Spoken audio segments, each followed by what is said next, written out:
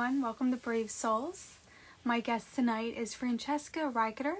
She is the founder of Inspiring My Generation, the newest member of Badass Do-Gooders, and just a new friend of mine. And I can't wait to bring her on so she can share her story and why mental health is so important to her. Francesca is on, so I'm going to pull her in now. Going live any second. Hi, Raya. Hi, Korean Adopted. Hi, Katya. Welcome. Hey. Hey! Hello. It's connecting on my side. Okay. There we go. Okay, perfect. Hello. Hey, how are you? Good. How are you? Good. Good. Hi, Nana. Vicky. Welcome. Dan. Hello. So I usually just let people come on and then give it like a few seconds and then we'll get started. Perfect. Okay. How was your day? It was really good. I'm in my hometown visiting my family, so it was a lot of fun getting to see everybody and miss them. Yeah. Where is your hometown? In Parkland, Florida. Okay. Nice. Yeah. Very nice. Got to go visit my brother and my dad at work and just annoy them. It was a lot of fun. I saw your video earlier. That was really funny. You know, it was really funny because I was at his coffee shop and I was drinking Dunkin'. He wasn't a fan. Oh, no. That's so funny. I do love Dunkin', but I wouldn't dare to bring it into a Starbucks. Oh, thank you. Aw, thank you so much. You just made my heart so happy. Aw, that's so sweet, Nana. Thank you. Royalty, hello. Once Upon a Gleek. Funny name, I like that. Hi, Katya. Queen Hey, Aya. Hello. Quite a few people jumping on, so I'm just going to give it like another 10 seconds. Perfect. Hey, Aya. How are you?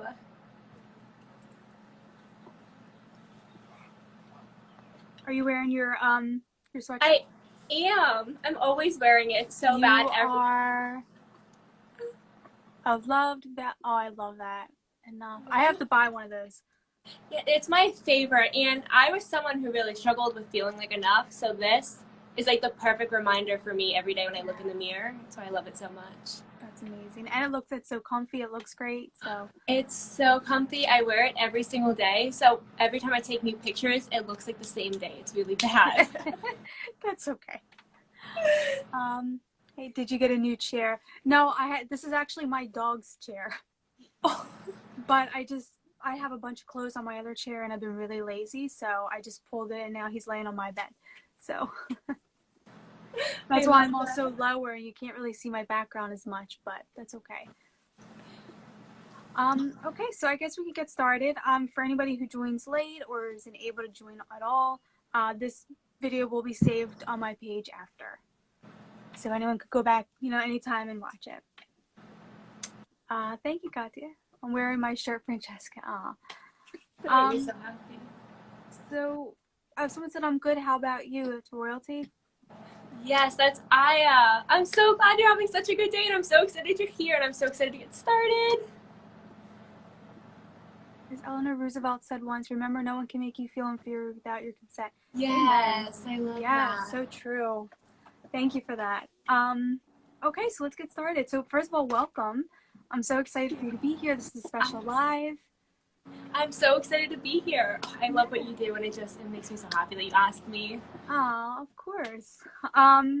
So tonight we're talking about mental health journey and what your mental health journey and what led you to become the founder of Inspiring My Generation. And so let's go from the very beginning of, I guess, your childhood, things that you might have struggled through with mental health, and we'll go from there. Perfect. So I actually started with eating disorders, anxiety, and depression at the age of 5. When I was 5 years old, I was a competitive cheerleader. And, back in those days, they put the little kids in the tiny uniforms. And before one competition, my sister was making like a joke and was like, "You look so fat in that uniform," and not thinking anything of it. You know, it's like a sibling thing. But for some reason, I took it to heart and I was like, "Oh my goodness, I look fat." And I kind of grew up really terrified of looking fat, to the point where I had a shirt on before I'd go in the pool. I would never wear a bathing suit. I had to have a shirt on. And I remember my cheer coaches one time at like the end of the year party thinking it would be really funny to like hold me down and take my shirt, so I'd be in like a bathing suit like everyone else. And I remember screaming, crying, running inside, hiding, and just having this giant panic attack. So a lot of it started around then. And as I got older, I found a lot of anxiety within school and social settings. If my mom left me to go, like if I was a cheer competition, she's like, go with your friends, I would have this massive panic attack. I couldn't separate from my mom. I was terrified of being on my own, standing on my own 2 feet, just even as a child. And then as I got older, I just started to feel really sad, like I wasn't enough, like I was never going to be good enough. And all my friends were so pretty or really smart or just an amazing cheerleader, and I felt like I could never live up to everybody. I was always comparing myself to everyone. And over time, that's the worst thing we can do too. Yes, it is. And it's really, really hard when you're too young to understand you're doing it. Yeah.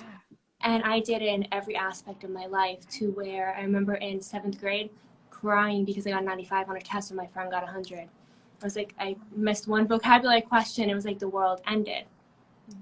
And it continued to get worse with school. I'd have these full-on panic attacks the night before a test. I'd be throwing up. And then as I got older, I started throwing up blood because I was so anxious. But by the age of 12, I felt so overwhelmingly depressed and not good enough that I was determined not to let anyone else feel that way. So I started writing a blog called Inspiring My Generation. And as I was growing up and I got older, I started using all those lessons I was learning during the day to try to help other people, because if I couldn't feel good, I wanted other people to feel happy. Right. And then by the time I got to 15, I was finally starting to kind of stand on my own a little bit and get a little more comfortable in my skin. My parents separated. And it was like the first time in my life where I felt so unsafe, because that was my safe place. My stability was in my house. Right. And I felt like I wasn't good enough at school, wasn't good enough at cheerleading, but I was good enough at home. And then I thought, oh my goodness, my dad left because of me. And I think a lot of kids go through that, where we blame ourselves for our parents separating. And it didn't help that I was 15, you know? Yeah. When you're 15, that's when your body starts changing, you start growing. Too. It is. And then everyone in school, everyone's life seems so perfect, and I felt so alone, like maybe nobody else is going through this. So I started to get more and more depressed. My eating disorder got worse. I thought my dad left because I was too fat. So I stopped eating, to the point where I'd eat 200 calories a day. And I was like, if I ate more than a bell pepper and a cucumber, I'd have a panic attack. And then, you know, social media is starting to rise back then. And everyone's on Twitter and Instagram posting pictures. And I remember when I was doing my prom dress, I posted a picture of it on Twitter. And this whole thing started with, your body doesn't fit your prom dress. Someone said that to you? Someone said that to me. And I was in the midst of the worst part of my eating disorder, where I had dropped 15 pounds in 2 weeks. I wasn't able to eat anything. I would throw up if I tried to eat. And I was skin and bones. And somebody was like, your body doesn't look good in your dress. And I just lost it for years, where I couldn't eat, because I was like, not only did my sister make that joke when I was 5, not only did I feel it, other people saw it. And it terrified me. It became real to me, and I was like, this is why my dad left. It just was all justified now in my head, and I couldn't break it. And then I went away to college, and for the first time, I wasn't surrounded by my family. I spent most of my childhood with my grandparents. They were my best friends. I loved them more than anything in the world. So then, not being with them every day was terrifying. It was this whole new world. Could I stand on my own 2 feet? Was I going to be good enough? Was I going to do well enough in school? Was I going to be pretty enough? Was I going to be social enough? All these questions. And in the midst of anxiety and depression, I would just not sleep for weeks at a time and just be throwing up blood and just falling apart. And that's kind of my childhood in a nutshell. Wow. Oh my gosh, that's so terrible to just like feel at such a young age. And first of all, I remember us talking before and you told me you were 22? Yes. 22. Oh my gosh. I love that you are 22 and just like you have it like together and you started inspiring my generation. That's what I want to go into next. And what really obviously with everything you've been through, I know that's the reason why that's your mission, but is what really brought you to becoming a founder of Inspire My Generation? Yeah, so like I said, my grandparents, my best friends. 2018, I'm getting ready to graduate from college, and 3 weeks before that, my grandparents get into a fatal car accident, lose my grandfather on impact. This was the guy that I called FaceTimed. I FaceTimed 3 times a day. I called a million times in between. We FaceTimed for coffee in the morning. We FaceTimed when he had a break at work, and we FaceTimed during dinner. Like, he was my best friend in the whole world. And all of a sudden, he wasn't there. He wasn't going to get to see me graduate. I was already struggling with anxiety and depression. I felt like he was really just someone I was like, like you're kind of like your lifeline. And my grandmother, I love her more than anything in the world. She's my best friend. And not knowing if she was going to be okay. And watching her struggle. I slept in the hospital bed next to her for 10 days. I wouldn't leave her. I wanted to be there the whole step of the way, from her starting to walk again to just helping her eat, feeding her, just making sure she was okay. And I was overwhelmed, didn't know how to grieve.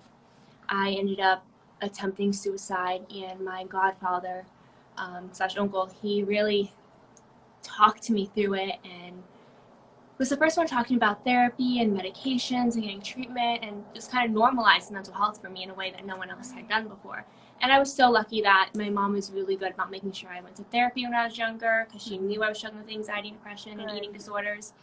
But he was the first person to really normalize it for me. And 27 days later, I lose him to suicide.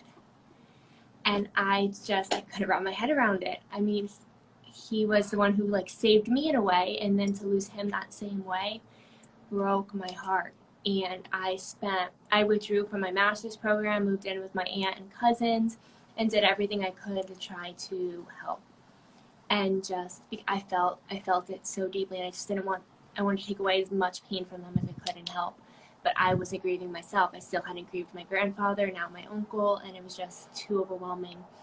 And there was a lot of backlash within my family and circle on me withdrawing from school, me moving in with my aunt, taking care of my cousins. Is that really your job, responsibility? And people trying to save me and protect me, but also just adding a lot of pressure and stress on me. Yeah. So I ended up attempting multiple times again, hospitalized in a psych ward for 6 nights. And that's when I saw how many people in there were struggling. And I was like, there's so many people struggling in silence, and we don't talk about this. And not only that, there were people in there who were going to come out in a worse position because they couldn't afford the treatment to be in there. They couldn't afford to continue treatment, couldn't afford medication that they were getting put on. Some people were put on an antidepressant that weren't necessarily depressed. They might have had really bad anxiety, schizophrenia, ADHD. There's so many different things. The same medication doesn't work for everybody, yet everyone was forced to the same medication. There weren't really group therapy sessions where people had the opportunity to connect with other people who were struggling with the same thing. So if all of us with different mental illnesses sitting in a room together, why I feel suicidal versus why you feel suicidal might be different. Mm-hmm. And although it's a great conversation, when you don't connect at that level, it's kind of scary to start the conversation when it feels so abnormal. And I just saw how many people were struggling. And I made it a point to learn every single person's name in the psych ward with me and why they were there. And I said good morning and good night to everyone every day. I made sure they knew they weren't alone. And I realized that's what I want to do with my life. And I had started Inspiring My Generation, like I said, when I was 12 as a blog. And then it turned into a podcast in high school and back into a blog in college.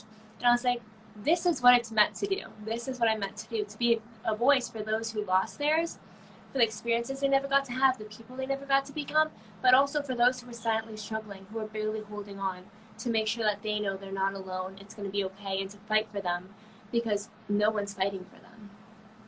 that's why I started it. Oh my gosh, that is so beautiful. And to find out so young what your purpose is, I mean, that's a gift. Because there's so many people that are in their 40s, 50s, 60s that still are confused. I mean, I'm 32 and I literally just found my mission this year or last year. I had no idea up to that point what I was here for. And I just, when I got connected with other adoptees and I was hearing their stories and I was sharing mine a little bit and just realizing that I'm not alone. Like everything I felt growing up or every thought I had, every comment I had or I made was not just me. And to find people I resonate with and truly understood me. And I barely even had to explain how I was feeling because I could just say I was feeling rejected or I felt alone in this particular situation and they just knew. Yeah. And it's just so nice to, I'm so, you should really be so proud of yourself. I'm so proud of you. Thank you. That's amazing. Like you said, it's so amazing when you finally figure out your purpose, your passion, what you want to do, and you find other people who are struggling with the same thing. You're like, wow, I really wasn't alone. And not only was I not alone in feeling it, I'm not alone in needing somebody out there to fight for me. And I'm so glad that I get to be that person to fight for people, to fight for those who can't fight for themselves, because I was there once. And it's just such a beautiful thing. And you should be so proud of yourself as well, because you're absolutely amazing. Thank you. Real quick, my best friend just joined. Hi, Sam. Hi, Sam. Hello. Welcome. Hi, Rebecca. Hello to everyone new. I've been waving the whole time because I didn't want to interrupt Francesca, but hello, everyone that just joined. Thank you. We're actually discussing mental health, and Francesca is a mental health advocate and activist, and she's just doing beautiful work with bringing awareness and normalizing mental health. And so I want to go into the really beautiful thing you do for the patients in the psych ward. Yeah. You started a program. Yes, an encouragement card program. So this is probably my favorite initiative that I run, because when you're inside a psych ward, it's cold, it's dark, there's not a lot on the walls, it's very plain. They have everything kind of locked in because, again, people are suicidal. You can't have it open that people can really be standing outside enjoying the fresh air. It has to be locked in. Totally understand that. But it feels so lonely and dark. And when you're already feeling dark, a dark, cold atmosphere is terrifying. And then I found out people who die by suicide are 100 or 200 times more likely to die by suicide upon discharge. So if you attempt suicide, you get help, and then you're discharged, you are more likely to die by suicide. How is that possible? The system is so broken. And I found out it was due to both emotional and financial support. And I really want to target the emotional support in a way that no one else was doing it. So I started this encouragement card program because I like to color and draw. That was my coping mechanism. Same. And I needed encouraging, positive messages. I put sticky notes with quotes on my walls everywhere, so I always saw it. And I was like, what if I took this and I used it to help other people? So I make 150 handmade cards every month, and I donate them to Broward Health, which is a hospital near me where I was hospitalized, to make sure that the patients there know that they're not alone and that somebody out there, even if it's a stranger, believes in them, cares for them, and knows they're going to get through this. That's so beautiful. Oh my gosh. So do you bring them yourself? Like, do you have anyone helping you do this, or do you do this on your own? So I ask people to help, and I've been so fortunate that my mom will sit there and she'll prep them all for me. So she'll write Inspiring My Generation on the back of them, she'll fold them, and she gives me a thing of 150. Sometimes she'll even do some fronts for me, so I just have to put the quotes and do the insides. I had some friends and my brother who I forced to really sit down with me and do it. So I've been very fortunate to have a great support system with it, but I do most of them, and I've been requesting help from everybody. So anyone who is interested in doing them, please DM me, because it's such a beautiful thing to be able to help people. And with COVID, we couldn't really go into the hospitals and hand them out. So I've been mailing them, but that extra personal touch of making them handmade versus a store-bought card, I think kind of helped replace that personal touch in a way of not being able to hand it personally. Absolutely. I said personal a lot, I'm sorry. No, it's okay. It's very personal. So before, I'm sorry, phone's ringing. Before COVID, did you actually bring them to the hospital yourself and hand them to the patients? So I didn't start it till during COVID, but Oh, okay. I wish I had. So I'm super excited for when we get past the point where we can start doing that safely, to be able to go there and actually hand it to them and see their faces. Because when I make the cards, it's kind of silly, but I imagine the person who's going to open them. I give them a face and a name and a backstory. And I think about how this one card can hopefully save their life and let them know they're not alone, and how I felt when I was there and how much that card would have meant to me. And it's so personal to me, and I feel it so deeply. So I can't wait to actually get to see their reaction and not just I love picture. that. So, oh, so you don't even see their reaction then? Like, they don't, obviously, I know this might be a dumb question, but they don't, like, take a picture at all? No, so I have no idea. So you just imagine their faces and the Yeah. excitement. I'm sure it means a lot to them, honestly. I hope so, because I just thought about how much what words would have meant so much to me back then, and I try to use that same And how do vibe. you come up with all these words? Like, do you ever find yourself just like, do you just do like a 100 or like 20 with the same one? Like, So I do every front is different, but the insides I do a poem and then a nice encouraging message. And every 5 or 10, depending on how creative I am that month and how much time I have, are the same. It's hard to come up with 150 different ones, is what I've learned. That's what I was thinking. I was wow, that's a lot of different things to put down. Yeah. Way too many. I tried in the beginning, I really did. And by the second month, I was like, okay, we have to do some of the same, because it took too much time and I wanted to be able to make more. Wow, that's incredible. Oh, I love that you do that. It's cool, so cool. So there was a petition going that you have on your page. It's still up, right? Yes. Okay. So this petition is meant to help fight that disparity inside psych wards. Mm-hmm. Inside psych wards, there's no minimum care, like standard of care, where people have to get evaluated by more than one person. Where a psychologist, a psychiatrist, and a social worker might all evaluate you different, see you from different lens and perspective, and work together to find a medication or treatment plan that works best for you. They force everyone on the same medication in a lot of places, which, again, if you don't have depression or if one antidepressant doesn't work well for you, it's not tailored to you. Right. A lot of people, you leave, and then, again, the suicide rate is so high. There's not a standard of checking in and making sure they're okay. Do you need a follow-up? Sounds like there should be a case manager that checks in on you, make sure you're okay. Mm-hmm. There should be a long-term care plan that you go home with a list of coping mechanisms. Recommended to see a therapist, recommended to go to inpatient center. Here are all the resources and numbers that you need. Here's how often you should get evaluated. Just there should be a more complete plan, and people don't get that. And that's why the suicide rate is so high afterwards. So how could we fix that? The cost is so high. A lot of insurance companies refuse to pay it.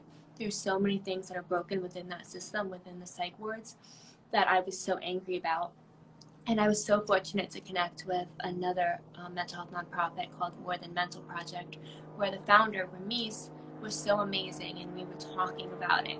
And we were both angry about the same things. We'd both been in there. We both had the same problems. And we were like, why don't we come together, work together, and fight all those little problems that we see and try to make a difference? So we started that petition, and we need to get 100,000 signatures to get it in front of the White House.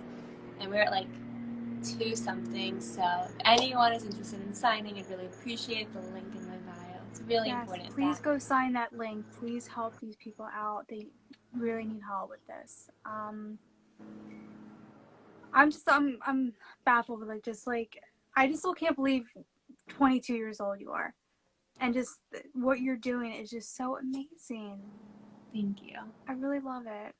Just from going through your own struggles, overcoming them, getting help, to turning that pain into purpose and your mission.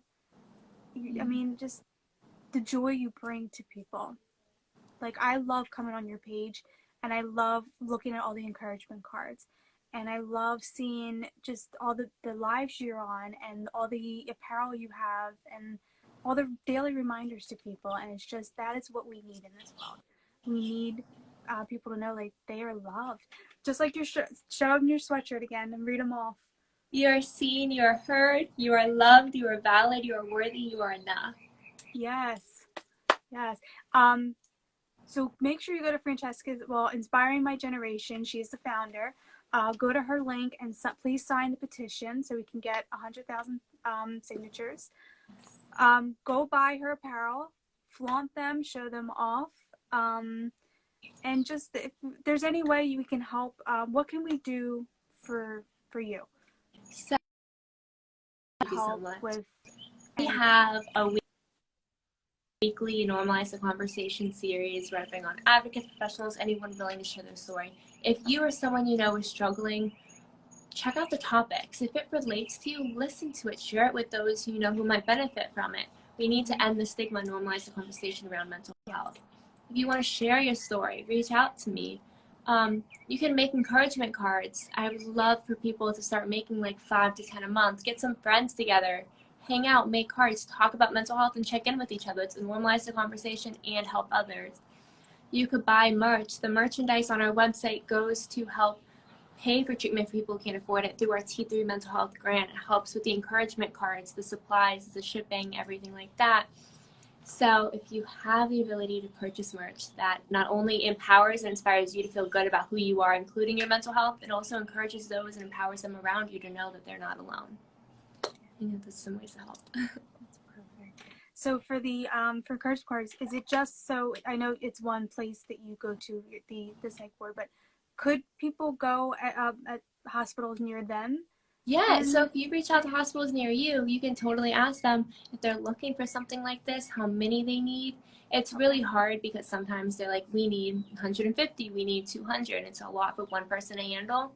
Right. So you could also reach out to me and say, I'm really interested in this hospital. Here's the address or the phone number just so I can identify it, and I'll reach out to them, see how many they need, and we can add them to our mailing distribution because we're getting ready to expand to more hospitals. Oh, nice. Okay, perfect. Yeah, because that's definitely something I like. When I saw the encouragement card, I was like, I want to do that. I'm not very I was artsy when I was younger, but I'm not as artsy now. But I would love to make cards or have people help me make cards and send them out. So if I have to send them to you to send them to where you want to send them, or I can find a local hospital, I'll do it. But I really love that idea. And again, I really think it definitely puts a smile on someone's face. Just knowing that someone's thinking about them. Exactly. And if there's other causes that you're really passionate about, you can make cards for anything. You can send them to patients who are living with cancer, who are struggling, to kids in orphanages who feel alone. You can send it to like old age homes, senior citizens who don't have a lot of family visiting them. There's so many different things you can send it to. So if you're passionate about a different cause, the encouragement cards still work. I think that's something I would definitely do because I was in an orphanage when I was younger. So I think that's definitely something I would love to do is draw, get cards and send them to the kids. That would be amazing. Yeah, and if you need help with anything with that, let me know. I'll make some cards for that as well. Oh, thank you. Is there anything that you want to talk about or that we didn't get to or regarding mental health or your mission, anything? I think this was absolutely amazing. I just want to say to anyone listening, if you feel alone, if you're struggling, if you feel like giving up, please know that you are not alone. There are so many people out there who not only, I think a lot of people say you're not alone, like there are other people struggling, but you're also not alone in the sense that there's so many people who believe in you. I believe in you, and you will get through this, and there's so many people who will help you. Reach out. Send messages to people on Instagram. They can refer you to places. The crisis text line, I know it says crisis and you think you have to be in crisis to reach out. You don't. I've been volunteering there for a year, and we'll give you resources. We can provide you a list of coping mechanisms, antidepressant workbooks, phone numbers, help you find a local affordable therapy. There's so many things that the crisis text line does. It's not just for in crisis. So please don't be afraid to reach out. And the number is 741-741 and the National Suicide Prevention Lifeline. Everyone should know 1-800-273-8255. I feel like it's an infomercial, but it's very important that everyone knows that. No, we need to spread that more so people know that there's help out there. So please ask for it. And that's a big thing is, you know, I was one of those people. I hated asking for help. I suffered in silence, which is why I have a lot of anxiety that I manage now. But I have a lot of depression. I definitely better than what I was years ago, but I still have my days. But just knowing that there are help out there is, we need to ask for help. And we are not weak in wanting help. It takes a lot of strength, yes, to ask for help and to admit you need help. So reach out to a friend. Like I had actually someone who I don't really talk to every day, but a friend of mine on here just messaged me this morning and said, "Hey, have a great day." And I was like, I needed that. Like, thank you. Like, I never expected to hear from this person, like, to say that to me. And I was just like, it was so sweet. And just a little message to someone can go a long way. Like, check in on someone. Like, even if someone you talk to every day, just say something sweet to them. Or someone that you haven't talked to in a while, just shoot them a little message, like, thinking of you. Hope you're okay. I love you. Or, like, you know, whatever you want to say to them. Just let, you know, people, it's nice to feel like noticed. Yes. And that's one thing that I really love. And I have on my page on Tuesdays, I do questions for like checking in. If you're checking in with yourself, checking in with loved ones, checking in with someone who's struggling with different questions and statements that you can reach out to and say. I think it's so important that we reach out to people, let them know that they're loved, check in with them, and check in with ourselves and our emotions and our mental health in the process. You have to remember to check in on everybody, not just ourselves and not just others. Exactly. Oh, well, seriously, thank you so much for coming on tonight. Thank you, everyone, for joining and just taking time out of your evening to listen to us. And Francesca, seriously, thank you so much. Please go follow Francesca at Inspiring My Generation. See all the good that she is doing. She is a badass. She's a new badass member. And I'm so happy that we connected. And I can't wait to meet you in person. Same. And just keep being such a light. You really are. And just keep spreading the joy around. Thank you so much for everything that you're doing, for asking me to join you for this, for all the people out there that don't get to thank you for letting them know that they're not alone. Just thank you on behalf of everybody. You're amazing. Aww. Well, you're welcome. So, everyone have a nice, lovely evening. Francesca, again, thank you, and have a wonderful night. Thank you. You too.